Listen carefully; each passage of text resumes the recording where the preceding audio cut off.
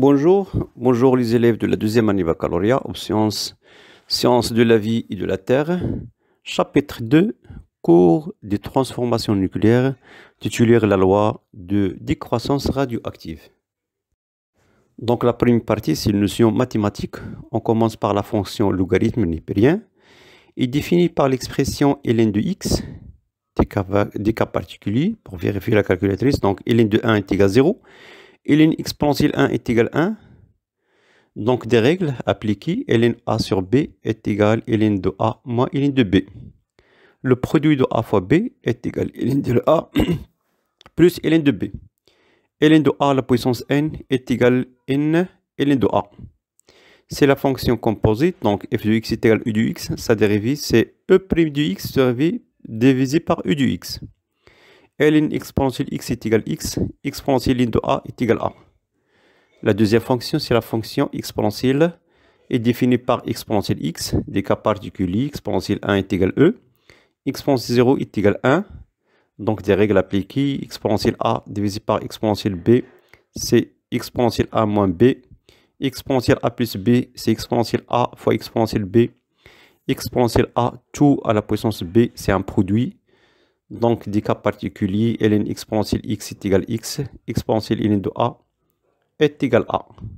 C'est la fonction composite, donc f de x est égal à exponentielle de x. Sa dérivée, c'est e' de x fois exponentielle de x. Voilà la partie très importante, c'est la loi de décroissance radioactive. La loi de décroissance est définie par l'expression n de t est égal à n0 exponentielle moins lambda de t. Sachant que n de t, c'est le nombre de noyaux présentés à l'instant t ou le nombre non désintégré. N0, c'est le nombre de noyaux à la date t égale 0.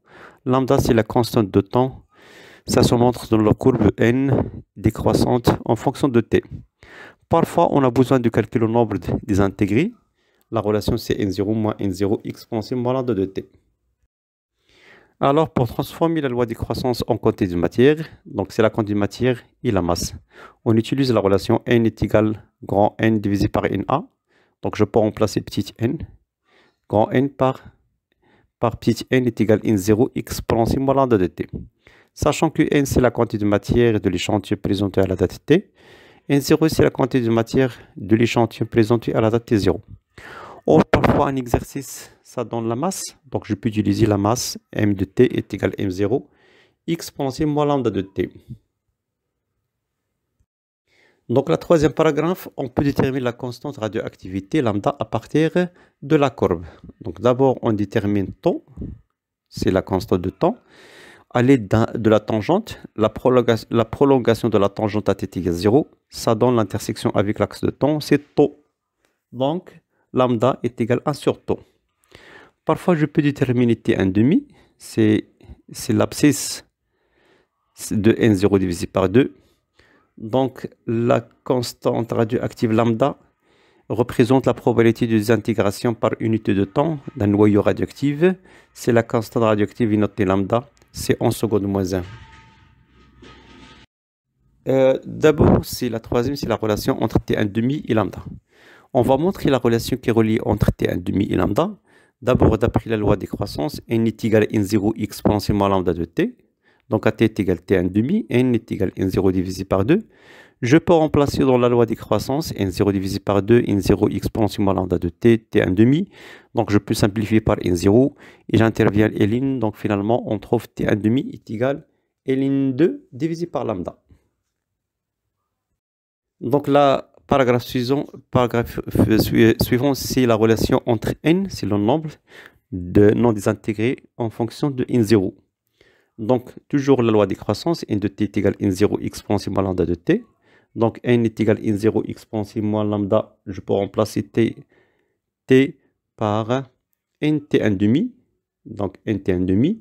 Donc, je peux le remplacer. À la suite, je peux remplacer t1,5 par ln2 divisé par lambda. À la suite, je peux simplifier par lambda. Finalement, on trouve n est égal à n0 exponentielle ln2 à la puissance moins n. Donc, la relation qui est reliée entre n et n0 et n. Donc, n est égal à 0 divisé par 2 à la puissance n. C'est la relation qui est reliée entre le nombre n restant et n0 et petit n qui est relié entre t, l'instant t et t1,5. Maintenant, t1,5, c'est le temps, c'est le demi de vie, parfois appelé période radioactive, et la durée nécessaire pour que la moitié du noyau présente initialement soit désintégrée et exprimée en secondes. Donc, pour déterminer t1,5 à partir de la courbe, donc on utilise la définition. D'abord, on détermine n0, puis n0 divisé par 2. À l'aide de la courbe, je peux déterminer t1,5. La troisième paragraphe, on parle de l'activité d'un échantillon radioactif.